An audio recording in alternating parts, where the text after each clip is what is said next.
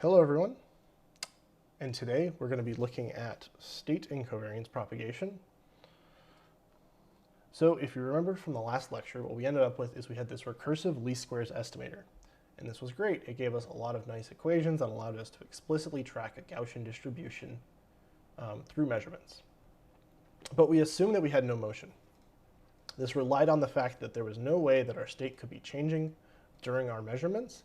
And what we ended up doing was just averaging our measurements together to get our state weighted based on some covariance. So how can we incorporate that motion? So first, let's talk about motion in general and how we can propagate Gaussian distributions explicitly. So if we have some state x of t, we're going to have this dynamics equation here. So A is going to be the matrix that takes in the previous state and gives the next state without any input on control. B is the part of the state that we can control, and W is our stochastic disturbance. And remember, this stochastic disturbance is normally distributed, which means it's Gaussian white noise, and it's zero mean, and it has a covariance of Q.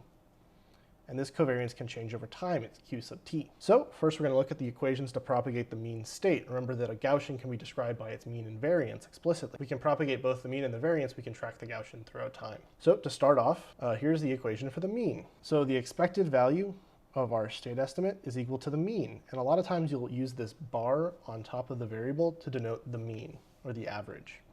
So what we can do is we can just take our equation from the last slide and plug in our dynamics equation. And then we can take the expectation of that. So the expected value of that equation is essentially AX bar, so our previous added to the change based on our control, and our control is not a stochastic random variable, it is known, so there's no stochasticity here and we're not trying to estimate it. And then we have the expectation of WT minus 1. Remember that the expected value of WT minus 1 is 0 because it's zero mean. So this is the equation we can use to update the mean of our Gaussian distribution. So now let's look at the covariance.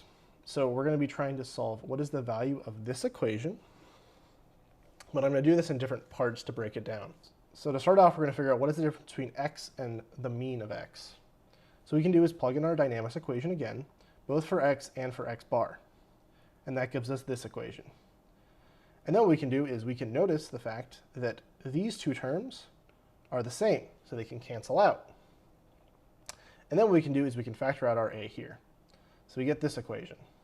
So this is a much simpler equation, and now we're going to plug it back into this equation over here and figure out what the value should be. So continuing off that, what we're trying to do is calculate this section of the equation. So now that we have this form, we can plug that in explicitly here. So that's just me plugging that in here.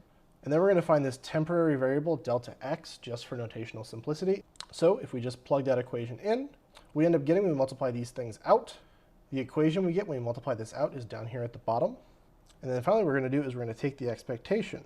So if we take the expectation, what that allows us to do is to say that this term is equal to 0, and this term is equal to 0, and this term is equal to q.